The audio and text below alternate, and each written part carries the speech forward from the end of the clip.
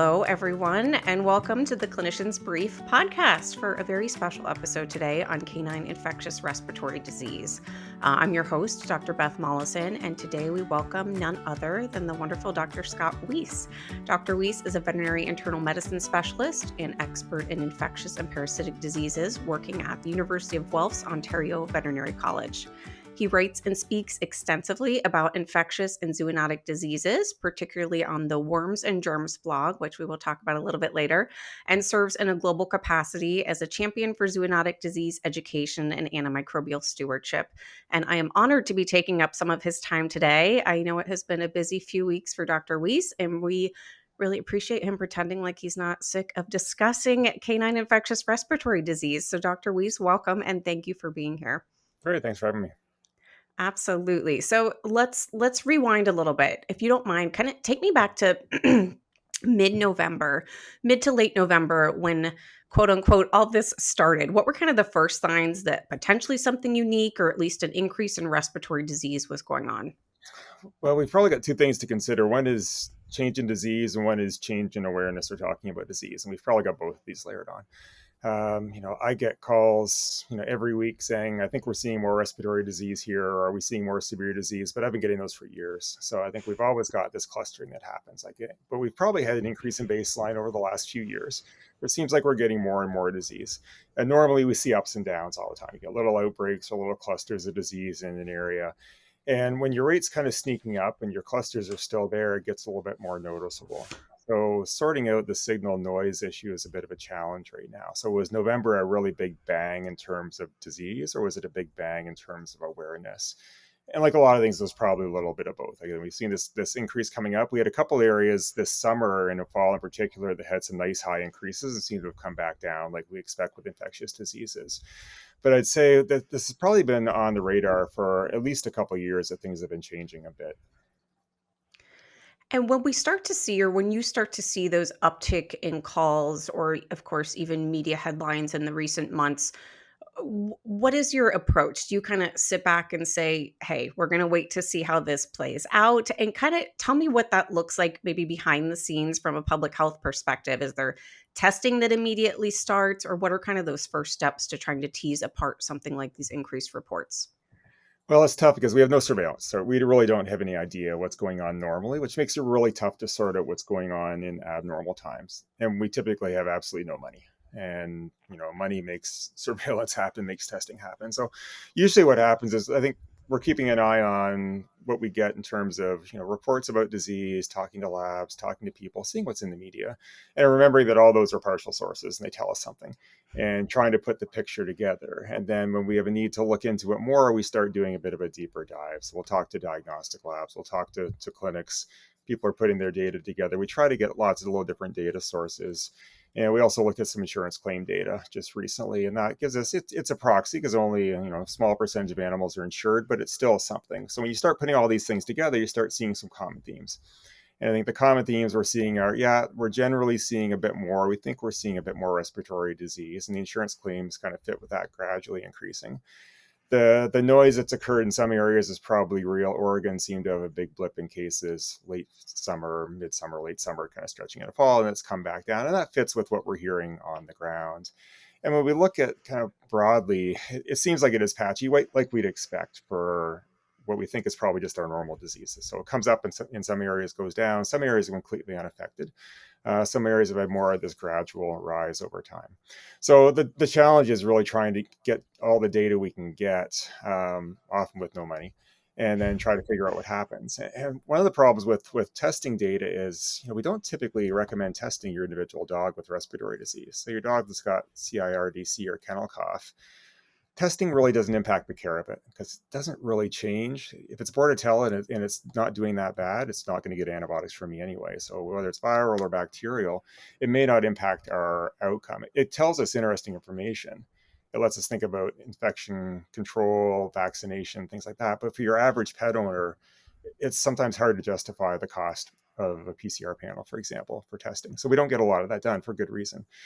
it's more valuable in a population standpoint. So if you have a kennel, if you have a shelter or daycare, then the testing gets more valuable. But it means that our testing is really sporadic and it's biased to uncommon situations. And it's probably more biased to severe cases. You're more motivated to test a dog with pneumonia. And that brings another one of our challenges with a lot of our causes of this. They're not shed for very long. So as you know, kennel cough is caused by a lot of different things, including a bunch of viruses. And the viruses don't tend to be shed for a long period of time, or at least some of them. So by the time the dog gets sick, starts coughing, comes into the clinic, if we don't sample right away, we may have missed the time to pick up that virus. If they develop complications like pneumonia, we've probably definitely missed that viral start. So the virus inside of things, it's gone, but we have secondary bacterial pneumonia. So even when we have testing data, it's only part of the story, because when we look at just the surveillance that we do and others do, we only identify a cause about half the time in normal situations because of issues of not testing for everything, because of issues with timing. And what we're seeing now, I think, is basically the same pattern. We're seeing the same mix of the usual suspects and a big mix of negatives, which we expect. And that kind of all comes down to what we'll talk about in a bit, is what the cause is. And the cause is probably our usual suspects doing their usual things at a bit of a higher rate.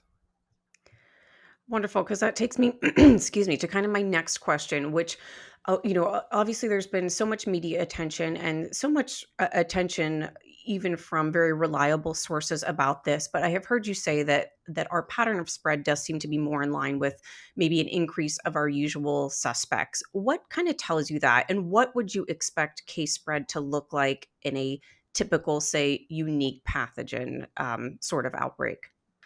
Well, it really varies, but I think we have a couple of different things to look at. One is just the concept in medicine, right? Common things occur commonly. And when we see a strange case, it's usually caused by something regular that's just manifesting itself a little bit differently. So, we don't want to ignore new things, because new things happen. COVID is a great reminder of that, right? But most of the time, it's not something new that comes in. So when we look, for example, if you've got a really highly virulent virus, a really transmissible virus that comes in, we've got no immunity because it hasn't been here before, we expect pretty dramatic spread. So if you think back to 2015, when canine influenza showed up in the US, it was obvious when it hit an area, a lot of dogs got sick. And it's not a situation where you'd have a group of dogs at a daycare or a kennel or a park, and 4 or 5 would get sick. They'd all get sick, and they'd all get sick really quickly, or at least almost all of them. And we're not really seeing that here, I don't think. At least that's not our typical thing. We're seeing that, you got clusters, you got the odd sick dog. We're not seeing it whip through a population where you get massive rates, and then things come back down. And if we look at the insurance claim data, yeah, things were up in some areas, but they're up, 20 to 75%. That's not a massive increase.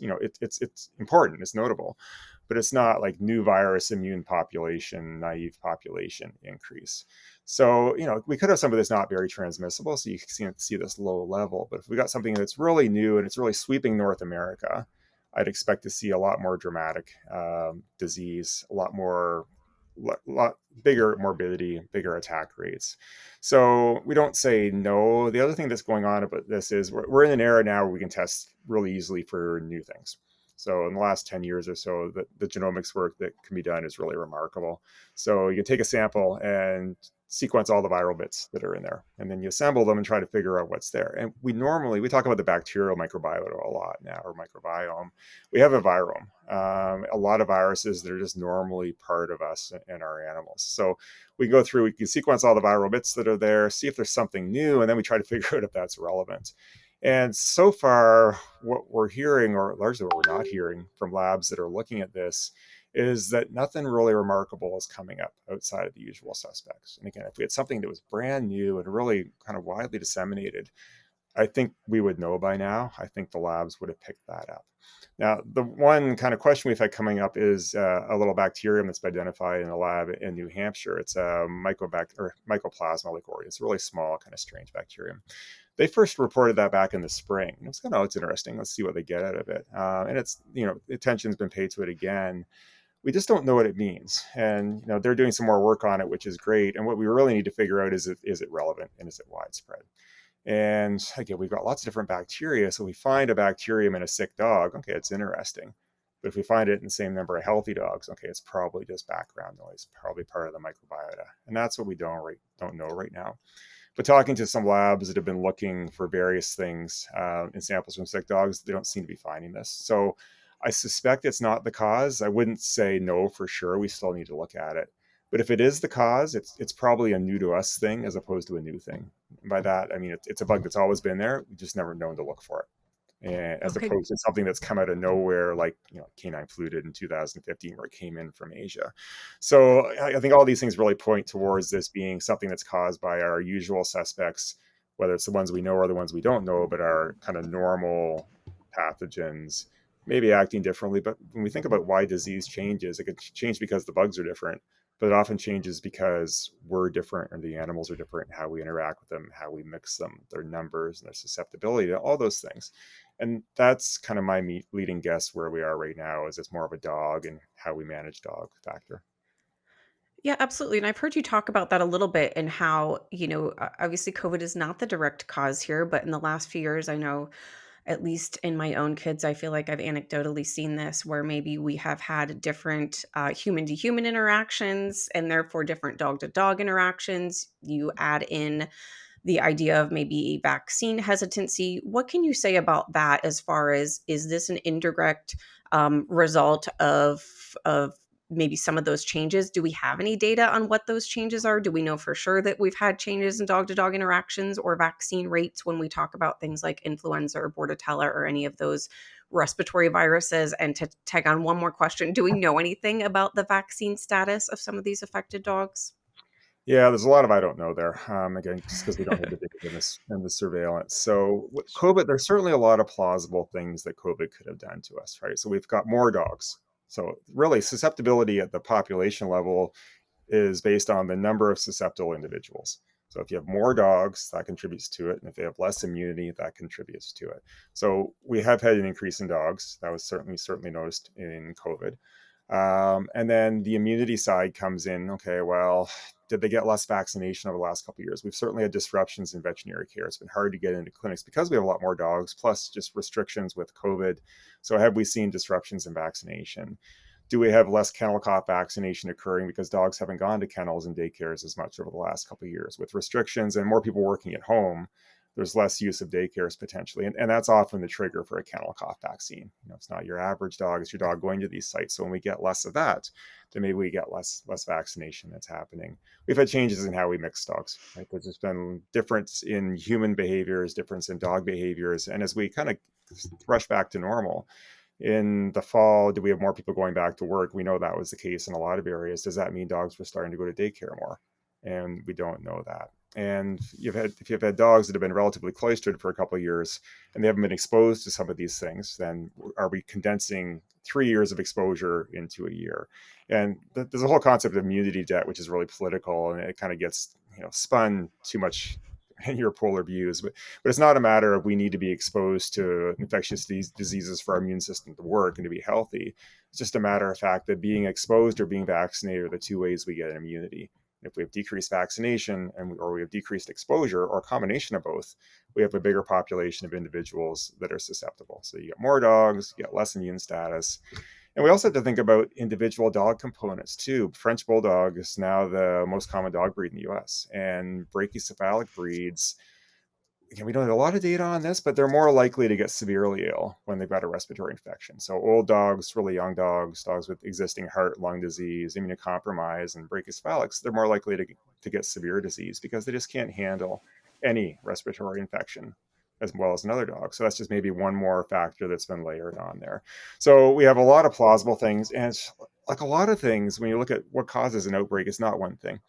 It's multiple things that had to happen layered on each other to hit critical mass or to help things sneak out. And that's probably the situation here. We've probably got a lot of things that are driving this, not one that was the critical one, but each one just had this incremental gain in terms of risk, and it's led to what we have now.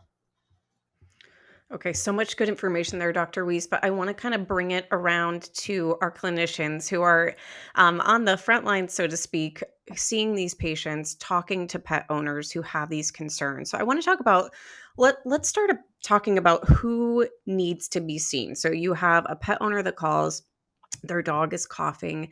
Maybe it's even a pet owner that wouldn't have called unless they had been aware of some of these headlines. What should that screening phone call look like? Do you have any advice there? Does every pet need to be seen out of an abundance of precaution? What guidance can you give to those people on the front lines answering those calls? Yeah, it's really no different than before. And I think that's the key. And there's been a lot of talk about more severity, and we don't really have a good signal that there's a lot more severe disease. We have more disease. So if you have more disease, you're going to see more severe cases. If you have 100 dogs that are sick, maybe one or two get severe disease. If you have 500, then you're looking at 5 or 10, right? Your numbers go up because of that. So it doesn't look like we've got a situation where dogs are more likely at that individual dog level, more likely to have serious disease. So we're kind of at where we were before. So lots figuring out what we would do, right? And is there any value of an animal coming to the clinic? We're just going to look at it and say, yeah, it's probably self-limiting disease. Take it easy, go home, right? So these dogs that are just, typical upper respiratory tract infection, they're coughing, but they're stable, they're eating fairly well. They don't need to be seen by us because we're not going to do anything about them.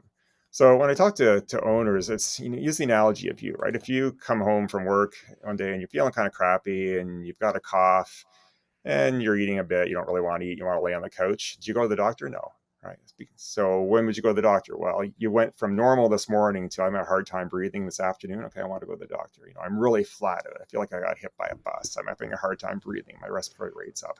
All those factors that might indicate you got pneumonia or sepsis, then absolutely want to get healthcare, whether it's a dog or a person. So I think with triaging these, how's the dog doing? Running around, bright, alert, coughing. Okay, well, you're better off staying at home. It's less stress on the dog. We're not going to do anything in the clinic, and I don't want you in the clinic as an infectious case unless I'm going to do something. How's the dog? Well, it's bright, alert, ate breakfast this morning. Now it's just laying there. It's breathing a little bit hard, and it's got this kind of yellowish stuff coming out of its nose. Okay, I want to see that dog, because it's got more severe disease, it's got rapid progression. So severity of disease and progression, pace of progression are two things we need to pay attention to. If in doubt, we look at them. It's easier to triage them. And, if we're worried, depending how your clinic setup is, how busy you are, we can even parking lot triage these. You get a look at them. You don't have to bring them in the hospital if you don't have a good isolation or a good way to bring them in the back. Get a look at them. The respiratory rate's okay. The lungs sound clear. It looks like a typical upper respiratory tract infection. We don't think we need to do radiographs. Then we can just send them on their way at that point. But severity of disease is still the driver, whether that's, this week or last year. Okay, wonderful. And I think I really like that analogy, comparing it kind of to human health, and when we would seek care, because I think that's maybe advice that we can give to our technicians, our assistants, those answering the phones, to kind of help have that conversation with pet owners and provide some clarity, because I'm sure everyone's getting more calls than ever before. I know my dog was reverse sneezing in the middle of the night the other night, and I was thinking, if all I'd seen were these headlines, I would be calling in the morning to see if my dog was dying. So I think that's great advice. And if we do have a pet that comes in, whether potentially unnecessarily or because they are showing some signs of worsening disease, are you recommending diagnostics on all these pets? Should we be doing chest x-rays? Should we be handling brachycephalic patients differently? And then, of course, we'll get into the treatment here in a minute. But as far as diagnostics, can you give us some guidance there? Yeah, it's not changed from what it would have been a year ago. So it really depends on the animal. If they've got classic upper respiratory tract disease, they've got a cough, they've got nasal and ocular discharge, the lungs sound fine, respiratory rate's okay, they're bright, relatively bright, alert. They don't have pneumonia, right? With the value of radiographs, again, it never hurts to do radiographs. It never hurts to do a PCR panel, never hurts to do a CBC. But the bang for buck gets fairly low when you've got a dog that's got an upper respiratory tract infection. Okay, now we're progressing and the dog's breathing a little bit harder. It's got a productive cough with mucopurulent debris. You can hear some crackles or wheezes in the lungs. Okay, well, something's going on potentially in the lower respiratory tract. I want to sort that out. And it might not be infectious, right? Sometimes these come in and the dog's got an acute onset of respiratory disease. You want to make sure it's not congestive heart failure or something else. So we can't tunnel vision too much just because this is big in the press. But if it's got signs that it might be in the lower respiratory tract, then radiographs are a good sign, or a good thing to do, maybe some other things. If the animal's really flat out, then we're going to get more aggressive because we're worried he's got septic pneumonia and may have some systemic manifestations of that. So again, the patient drives that. Now, you mentioned brachycephalics. I would add senior dogs in there, dogs with kind of significant comorbidities. My threshold for doing things with them is always going to be higher or lower, depending on how you want to say it, right? But I'm going to be quicker to do things, whether it's vaccination or whether it's diagnostic testing, just because they can go south a lot quicker. So you've got a brachycephalic, if it's bright alert, it's running around, it's got a cough, it's stable. Okay, it's just like a normal dog. With one of those you're looking at and saying, I'm not sure. Maybe in a normal, 1-year-old bouncy lab, I'd ignore it, but it just looks a little bit concerning. Default to the side of doing a little more testing. It's easier to do a radiograph and say, hey, it looks great, than it is to sit back and wonder, wow, should I have done something on that dog because it just looked a little bit off. So just a little bit quicker to pull the trigger on some things when it comes to these high risk, the brachies and the old dogs, especially. Yeah, that makes perfect sense. And I love your call out about the tunnel vision, because I feel like that's almost one of the areas we could get in real trouble here is, you have a pet owner that is in the exam room, panicked about the headlines, and we're sitting there reassuring them that, their dog is still pretty bright and alert. It's probably nothing. When, formerly we would have thought about all of our differentials for a coughing dog and listened to the heart closely and all that good stuff. So I love that call out there. And now I do want to get into treatment, because thinking of another common exam room scenario, we have a coughing dog, maybe the dog's pretty stable, but we have that nervous owner, or maybe us as a veterinarian is nervous. The last thing we want is for this dog to decompensate when it leaves, and we're quick to prescribe antibiotics. So I want to give us a minute to really talk about antimicrobial stewardship in these scenarios. And of course, the irony of this hitting right as antimicrobial stewardship was happening in November. Do you mind to talk us through that a little bit? And I know you're probably going to say it's not a lot different than what we have been dealing with before, except I feel like now we've got that level of anxiety, and that might make us a little faster to pull the trigger. Can you offer some guidance about antibiotics, when to use them, what to use if we are using them, and how long of a course of antibiotics would be warranted in those cases? Yeah, the challenge here is often the owners, and the challenge here is often us. I would say probably easily 50% of the antibiotics we use in dogs with respiratory disease are used to treat people, right? They're used to make me feel better because I'm doing something, or make the owner feel better because something's happening. They're not actually going to make the dog feel better. And they might make the dog feel worse. We certainly know adverse events aren't that uncommon with antibiotics. So it's a matter of thinking about the disease process. Do they have something that's classical upper respiratory tract infection? They don't need antibiotics. Okay, so your cough, serous nasal discharge, ocular discharge, that's viral. Or if it's bacterial, it's going to be self-limiting. Antibiotics, the harm is going to outweigh the benefit. Now, the challenge here is the communication side. So owners don't like to come in and say it's a self-limiting disease, go away, right? They like us to do something, and they don't always consider our assessment of the patient doing something. But that's a communication thing we have to get around. Like sometimes, with GI disease, we can provide some things that are, nutraceuticals that may or may not work, but are less harmful than antibiotics. Respiratory disease, we don't really have that as much. So that's where the communication comes in. I think it's spinning like good news. You don't need to pill your dog, right? It's, we don't have to worry about the hassle and the stress with the animal and the potential for diarrhea. Don't think we need it. If we do, here's what we'll do. It's always good if we're not prescribing antibiotics to make sure they know we have a plan, right? It's just upper respiratory tract infection. We don't need them. If these things happen, give us a call and we'll change the plan, right? So if X, Y, and Z happen, we'll get you right back in, or the drugs will be at the counter. So it's good to acknowledge that, yeah, we thought about it, as opposed to, well, the vet didn't even talk about antibiotics. So that's something that we can message fairly quickly. So we don't want to use it for upper respiratory tract infections. Occasionally we see these upper resp infections that seem to maybe have a secondary bacterial component. So they've progressed and now they've got, really snotty nose with this, goopy yellow-green stuff coming out. We can go on either way on those, and probably most of them don't need antibiotics. With the ISCAID respiratory guidelines, we certainly say it's an option to use antibiotics there. As we start getting lower, then we start getting a higher need for antibiotics. So upper respiratory tract infections, doxycycline is still our first choice. It's good. It's a safe, good spectrum for what we deal with. It's a lower tier drug. Works really well in that situation. It also gets kind of weird things like mycoplasma, which may or may not be relevant, but it covers that anyway better than others. And then when we look at things move down in the lungs, we definitely want antibiotics. So if we have pneumonia, we want antibiotics. Typically, we're still going to go to doxy as a first-line treatment. It's a good drug for lungs. It penetrates really well, gets into lung tissue and lung fluid a lot better than something like amoxicillin or clavamox, which doesn't penetrate very well. It's got a good spectrum. And that's something I'm going to use for your typical pneumonia. So you're not flat out dying on oxygen pneumonia. So one of the things I think about when I'm deciding how broad spectrum to go with an antibiotic is, what's the likely outcome of this patient if I guess wrong? So the dog comes in, it's got some crackles and wheezes, and it's got a productive cough. It's fairly stable. Doxy is a good choice. It's probably going to work. And if it doesn't work, I can see how it progresses and I can change drugs. versus the dog comes in and is oxygen dependent and it's flat out. It's got really nasty sounding lungs, really bad looking lungs on radiographs, hypermucous membrane. So I think it's septic and it's got bad pneumonia. If I guess wrong, that dog's probably dead. So I'm going to be broader. And I'm not going to be crazy, but I'm going to be broader spectrum, have a little more confidence in what I've got. So that's where I would often go with a combination of clindamycin and enrofloxacin intravenously.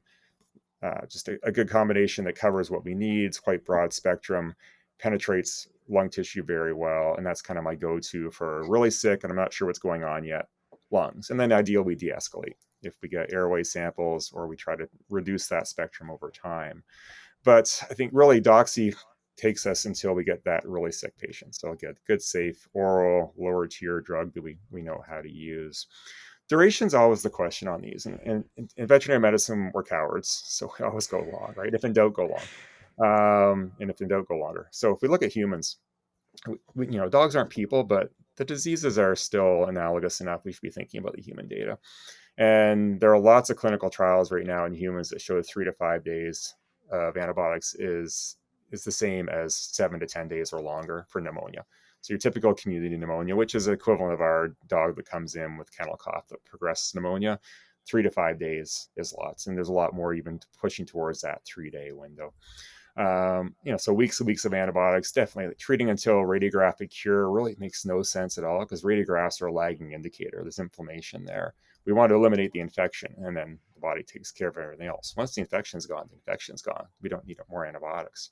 And the more antibiotics we use, more cost, more adverse events, more resistance pressure, more hassle to the owner, all these things. There are lots of reasons why shorter is better. So, 5 to 7 days, realistically 3 is probably fine. We just don't have any data, but inching that down from where we've been. And part of it depends on the drug we're using. Part of it depends on the hassles. I'm kind of in the 5-day window right now. But if you got a dog that you prescribe 5 days and on day 3, it's got horrible diarrhea or it's vomiting really badly and its lungs sound good, I'd stop. It looks like the infection's gone. The harms of the antibiotic probably outweigh the benefits. So I wouldn't just pick another antibiotic and switch to, which is what we would typically do. One of the things we don't do a very good job of is kind of reassessing and thinking, okay, do we actually need to stop? I planned on 7 days or 14 days or 5 days, whatever it is, and I'm not there. And then do I need to switch antibiotics or can I just stop? And a lot of the times we can just stop. So much good guidance there, Dr. Weese. And we will link in our show notes to the Worms and Germs blog, but your November 21st post actually outlines all that guidance that you just gave. So I would refer people there. And I know as I was reading that blog post and I read the 5-day duration, I was honestly very surprised. And I like to think of myself as a good antimicrobial steward, but it made me realize that maybe I have more to learn than I thought, which brings up the Firstline app. Do you mind to introduce our audience to that and what that is while we're on the topic of antibiotics and how that can be helpful for veterinarians? Yeah, so it's a prescribing app. And one of the challenges we have in veterinary medicine is a lack of guidelines. And the last 5 or 10 years, we've started to see more. ISCAID, the International Society for Companion Animal Infectious Diseases, has been one of the leaders in that. And we've put together some clinical guidelines. And guidelines are good because we don't have a lot of data. We have very few really good trials. So we have to put together information from different sources and people and in vitro data and come up with reasonable expectations or reasonable guidance. And your average DVM is not going to do that. We don't have the time to do it, the expertise. The way we get guidelines is we bring in a lot of experts from a lot of different areas, and pharmacologists and microbiologists, infectious disease specialists. And you need to do something like that to come up with good guidance. So we're getting more guidance on how to treat, and that's how we're getting more guidance. Usually that shortens durations and narrows the spectrum of the drugs that we're using. And then the big challenge beyond that is getting it out there. Textbooks get old very quickly. And you need, in clinics these days, we want a quick, active, easy to find resource. And there are some really good drug resources out there, but not as many targeting really kind of quick and dirty antibiotics. So Firstline it's a human platform that's designed for human healthcare where they put in treatment guidelines, antibiotic susceptibility information, thing like that. So we've spun that off into a version that has guidance for dogs and cats and some various other things. So you can click on dog and then respiratory and then pneumonia, and you'll get basically what we've talked about here, get kind of the drug recommendations, the duration recommendations, plus more information on the drugs, the doses we recommend, and the bugs. So what will usually work or what won't usually work. So it's meant to be a quick and easy reference. It's meant to help give some confidence in doing some things. That's one of our biggest battles is, we may see the data and see the recommendations, but it's sometimes hard to make that leap. But I was like that too. When I started going with shorter durations or started doing things where I'd say, I can ignore that bacterium. Like, I don't think it's relevant. It's a bit scary at the start. Then you get a comfort level. And I think having resources like this makes it easier because you can say, okay, well, here's what's recommended. It's not me just making this up, right? I'm not saying 5 days because I think, hey, we should go shorter and that's doing people. It's true, but someone else is also saying this, so we can refer to it. So it's something you can kind of pull out in the clinic, step in the back, and in 20, 30 seconds have a recommendation. A great resource, and we will try to link that in our show notes too. And when we talk about treatment for these respiratory cases, are cough suppressants ever indicated? Yeah, we don't really understand that very well. Yes and no. I think initially, we're kind of thinking more like they do in humans, where we don't suppress coughs at the start. More you suppress coughs when they're really problematic and when they're later in disease, especially when you've got that post-infectious inflammatory component. And we typically don't want to suppress a productive cough because there's a reason there's a productive cough, is to bring that stuff up. So with acute disease, it wouldn't be as common as in kind of this post-viral cough that we see not uncommonly. And I think COVID in people has shown that really well. The number of people out there probably listening to this that, had COVID and they had a cough for 2 or 3 weeks or more after is quite high, because you incite inflammation in the lungs, you eliminate the infection, but that inflammation is still there. And that's where you start thinking about steroids or cough suppressants or both. So acute disease, typically we're not going to do a lot of cough suppression. More chronic disease, if you've got a case where that cough is incredibly problematic, then you might kind of push a little bit more. But if it's early and the animal's quite sick and it's a productive cough, a little bit warier doing that. Okay, great. And I know you've given us a lot of good talking points when it comes to pet owners. Is there any further advice? I know even in like my Facebook moms group, there have been people talking about not getting their pet groomed, not bringing their pet in for routine health care. And then, of course, we talk about vaccines. Do you have any further tips there? I know pet owners, if they feel helpless, are you telling them to come in and get those respiratory vaccines? Yeah, well, a lot of it's just, first thing's relax, right? We've got more disease, but it's like kids, right? September, there's going to be a spike in colds in kids. We don't freak out about that. We just know when they start going to school, they're going to come home with a cold. So it's not to dismiss the situation we're in now, but just to realize we normally get ups and downs. And it's cost benefit. We have to keep doing this. Like, we do this without thinking about it, but we always do risk assessments, right? What's the benefit and what's the risk of doing something? So you get asked whether a dog should go to daycare. Okay, well, what's the risk? What can we do to mitigate that risk? And what's the value of that? So if you have to work and you work 12 hours and you're by yourself, your dog's probably going to daycare, or you're finding some other route, right? There's a value there.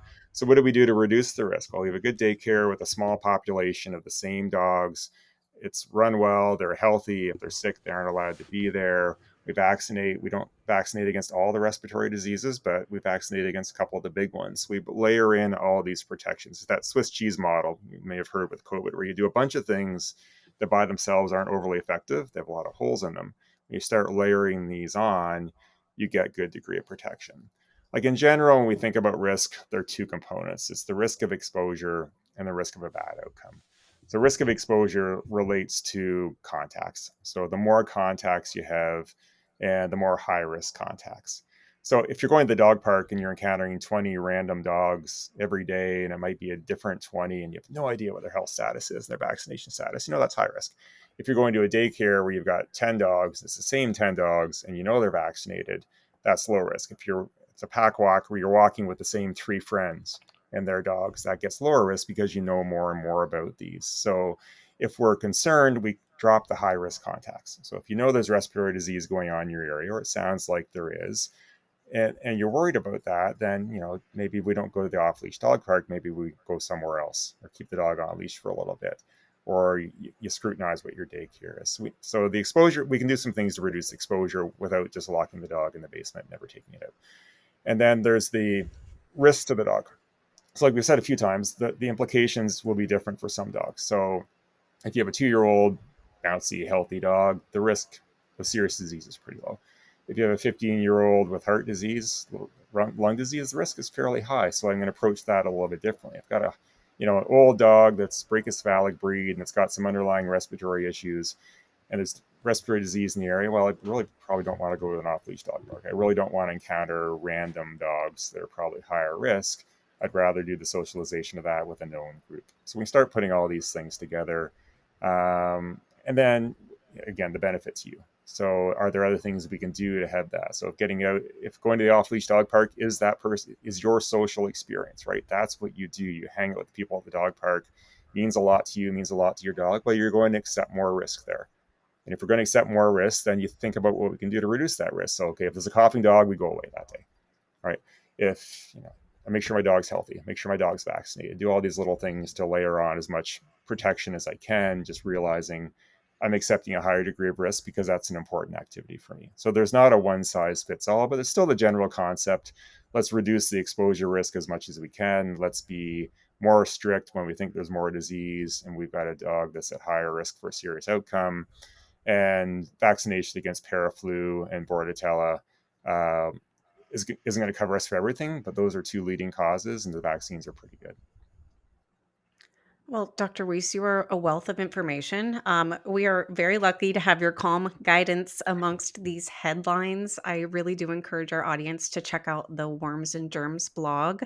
We will link that in our show notes, but it's wormsandgermsblog.com. It is a great resource of all of Dr. Weese's thoughts on the topic and many other topics as well. We will also link in our show notes a webinar that was done on canine respiratory illness in partnership with Trupanion that Dr. Weese was a member of. So again, thank you so much for being here. We really appreciate all of this great advice for our veterinarians. Great. Thanks for having me. Thank you all for listening to today's episode of Clinicians Brief, the podcast. If you enjoyed this episode, you can find us wherever you listen to your favorite podcasts, including a video version that we have on YouTube. While you're there, make sure you subscribe, rate, and review us. You can also listen to or watch our podcast episodes on our website at cliniciansbrief.com/podcasts. Or, if you'd like, drop us a line at podcasts@vetmedics.com. Clinicians Brief the Podcast is a VetMedics production, produced by Alexis Ussery and hosted by me, Dr. Alyssa Watson.